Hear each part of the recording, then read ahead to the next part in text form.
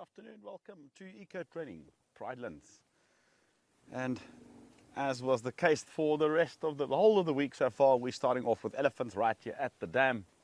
Now they were basically in the dam at the moment, but now they're out of the dam. They are moving that way. We're going to try and stick with them for a bit. My name is Chris Erasmus, and with me on camera ops is BK Uhuru. Let's take a look at the elephants before they disappear.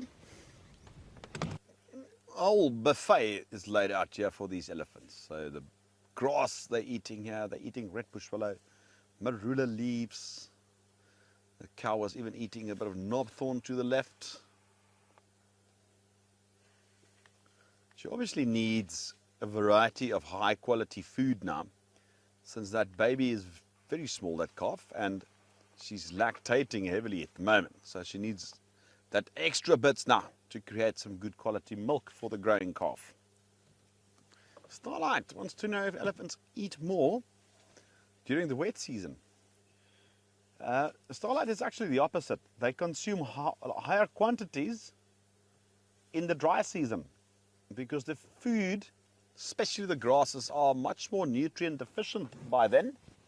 When the grasses are green as it is now, they need a little bit less quantities to get the same sustenance out of it. So it's actually the opposite.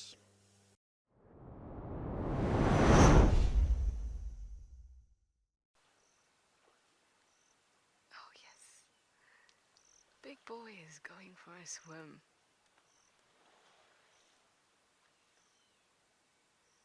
Oh, I love this. I couldn't ask for anything better.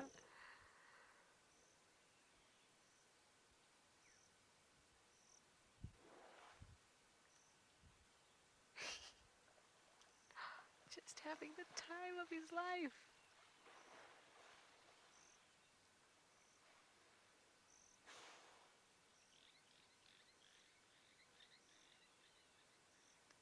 I'm just going to watch and enjoy this, and you guys do that too. Just immerse yourself in this beautiful experience. Seeing a fully grown, well, almost big bull enjoying himself in the dam.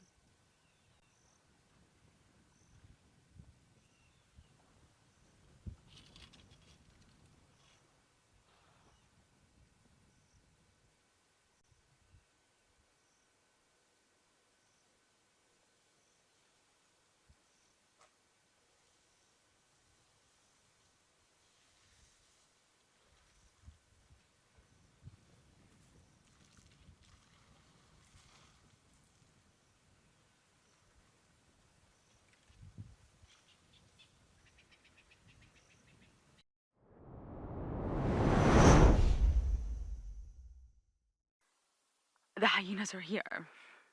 Lots of them. But they've been feeding on it for some time now, so I'm wondering whether they're just full. And of course the jackals are here. You can't even see them. I promise you there are jackals there. They're just so, oh, we got some ears, hello. They're just so small that you can't actually see them. Oh, hyenas, come back. Look at this. And Ellie's coming closer and closer.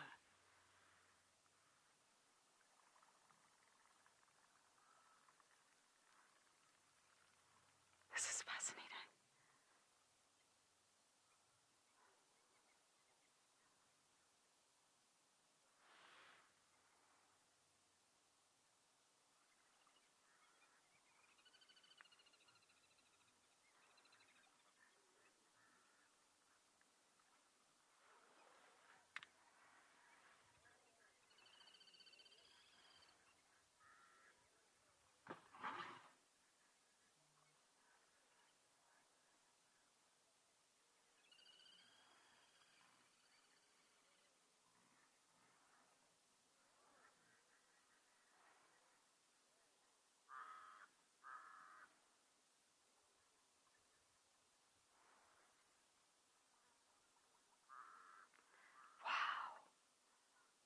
Wasn't that incredible?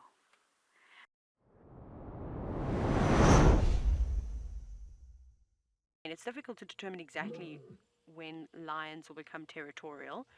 So obviously with male lions, they can move on as young as 2.5, 3 years old, but closer to 3 years old, right? It just depends on how they're tolerated within the pride, because then you get the other extreme, because that's quite young, where you'll get male lions that will stay within their natal prides, and their fathers, the dominant males, will tolerate them, and they'll still till after 4 years old. So it really just depends. But for the most part, you can expect young male lions to become nomadic anywhere between just before 3 years old, but closer to 3 years old, and after that. And then that's also going to depend on how quickly they find a pride of lions or an area to settle in. They might roam for another 2 years before they settle down. Starbuck, you'd like to know why a chameleon's so slow except for their tongue? They are actually not that slow. As we discovered today, I mean, we know that chameleons can walk fast when they want to, but whoa!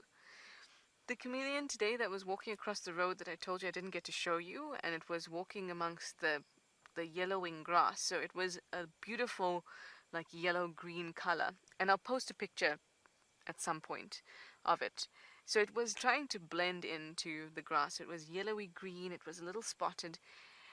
And so I went to take a picture of it, and it actually moved too quick for my camera. It was gone up the tree.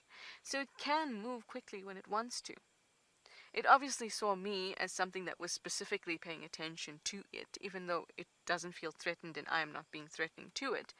The whole point of a chameleon, or much of it, is trying to remain unseen. That's its greatest advantage. So by me following it with my head, as it started to move across the tree, it figured that it was being watched. It was being seen. And it moved very, very, very quickly. Thank you for joining us. It's been an excellent day. Not just an excellent sunset. It's been an excellent day all around.